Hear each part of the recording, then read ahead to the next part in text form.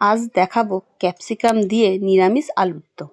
তার জন্য প্রথমে welcome to my channel Keya's kitchen and craft. তো প্রথমেই আমি মিক্সিং জারে অল্প পরিমাণে আদা, একটা টমেটো আর 7-8টা কাঁচা লঙ্কা, তার সঙ্গে মগজদানা একটা ছোট বাটিতে অল্প পরিমাণে জল দিয়ে ভিজিয়ে রেখেছিলাম, সেটা দিয়ে জল দিয়ে মিক্সি করে নিলাম। দেখো মিক্সি করার পরে পেস্টটা কি সুন্দর গাঢ় এসেছে।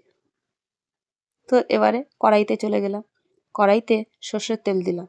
সর্ষের তেলটা গরম হলে যেই আলুগুলো 60% মানে সিদ্ধ করে নিয়েছিলাম, সেইটা দিয়ে ভাজতে শুরু করলাম, কারণ ভাজার টাইমেও আবার সিদ্ধ হবে। আর ভাজতে ভাজতেই হলুদ গুঁড়ো আর নুন দিয়ে দিলাম।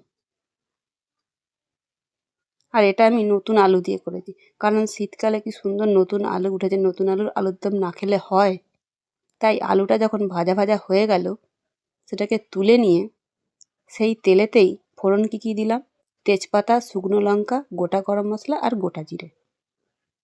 সেটা ফোড়ন দিয়েই যেই মশলাটা করে রেখেছিলাম সেই মশলাটা মিশিয়ে দিলাম আস্তে আস্তে।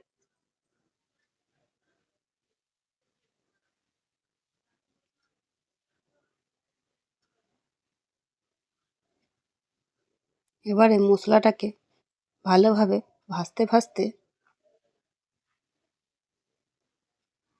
তাতে দিয়ে দেবো 1 চামচ কাশ্মীরি লঙ্কার গুঁড়ো। সেটাকে ভালোভাবে মিশিয়ে নিয়ে কিন্তু লো ফ্লেমেই করতে হবে। অল্প পরিমাণে হলুদ গুঁড়ো,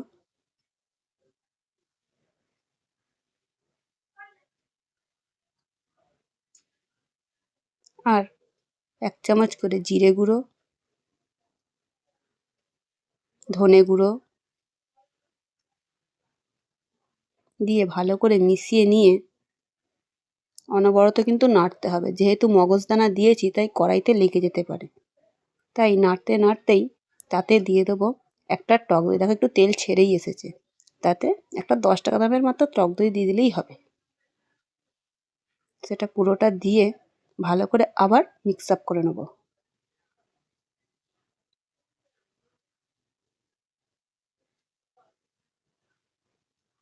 আর মিক্স আপ হয়ে যাওয়ার পরে দেখো মটরশুঁটি ছাড়িয়ে রেখেছিলাম কিছুটা, সেই মটরশুঁটিটা দিয়ে দিলাম। আর প্রথমে তো টমেটো একটা বেটে দিয়েছিলাম, এখানে আবার একটা ছোটো ছোটো করে কেটে রেখেছিলাম, সেই টমেটো কুচিটা দিয়ে দিলাম। আর ক্যাপসিকাম, সেটাও টমেটোর মতনই সাইজের কেটে রেখেছিলাম, সেটা দিয়ে দিলাম। দেখো সবুজ আর লাল দেখতে কি সুন্দর লাগছে এখন। এবার এটাকে ভালো করে লো ফ্লেমে মেশাবো।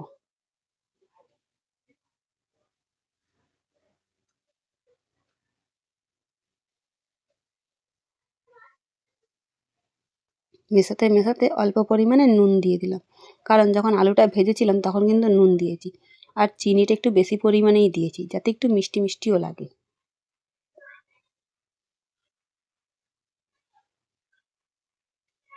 তো এবারে মিক্স আপ হয়ে গেছে মোটামুটি। তাতে যেহেতু একটু গ্রেভি টাইপের রাখতে হবে, তাই মিক্সিটা ধোয়া জল তো দিতেই হবে, তাই মিক্সি ধোয়ার জল অল্প পরিমাণে দিয়ে দিলাম।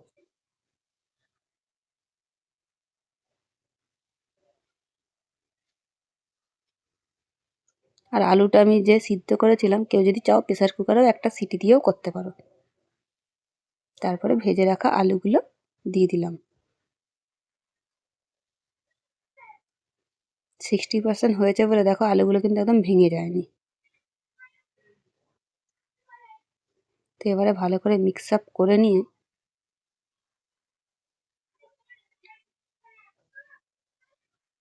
লো ফ্লেমে ঢাকা দিয়ে দেবো। 5 থেকে 7 মিনিট ঢাকা দেওয়ার পরে দেখো তেলও ছেড়ে দিয়েছে, কি সুন্দর দেখতে লাগছে। তাতে কি দেবো বলো তো? তাতে কেটে রাখা ধনেপাতা কুচি ছড়াবো, আর একটা গোটা গরম মশলা দিয়ে দেবো। শাহি গরম মশলা দিয়েছি টেস্টের জন্য। দিয়ে মিক্স আপ করতেই রেডি হয়ে যাবে আলুর দম, যা সম্পূর্ণ নিরামিষ। আর শীতকালে তো পিকনিক লেগেই থাকে, তাহলে সেই ক্ষেত্রে এটা কি দিয়ে খাওয়া যাবে বলো তো? পোলাও, পরোটা, রাইস সবের সঙ্গে হেব্বি যাবে। তাহলে ট্রাই করে দেখো, কেমন হয়েছে জানিও কমেন্টে। তো আজ এ পর্যন্তই।